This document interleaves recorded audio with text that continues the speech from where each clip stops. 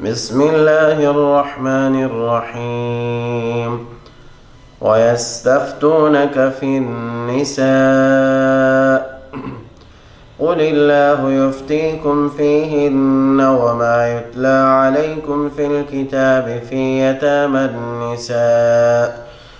يتامى النساء اللاتي لا تؤتونهن ما كتب لهن وترغبون أن تنكحوهن والمستضعفين من الولدان وأن تقوموا لليتامى بالقسط وما تفعلوا من خير فإن الله كان به عليما.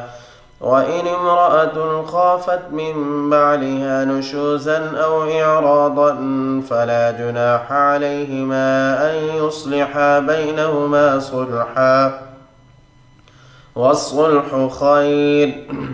وأحضرت الأنفس الشح وإن تحسنوا وتتقوا فإن الله كان بما تعملون خبيرا.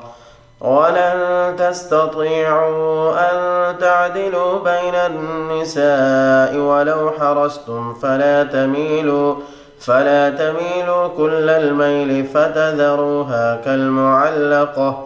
وإن تصلحوا وتتقوا فإن الله كان غفورا رحيما. وإن يتفرقا يغن الله كلا من سعته وكان الله واسعا حكيما.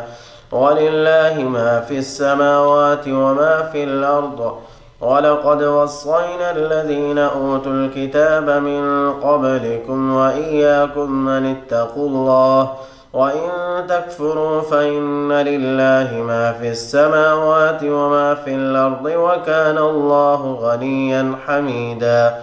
ولله ما في السماوات وما في الأرض وكفى بالله وكيلا. إن يشأ يذهبكم أيها الناس ويأت بآخرين وكان الله على ذلك قديرا.